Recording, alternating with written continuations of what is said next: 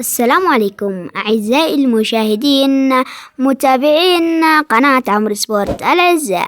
في هذا الفيديو إليكم موعد وتوقيت مباراة نهائي كأس الملك سلمان للأندية العربية 2023، وذلك مع فريق النصر السعودي وفريق الهلال السعودي في النهائية. ومع الموعد والتوقيت 2023 شهر 8 تاريخ 12 يوم السبت، وذلك في تمام الساعة 9 مساء بتوقيت مكة المكرمة، ومع القنوات الناقلة SSC سبورت الرياضية السعودية.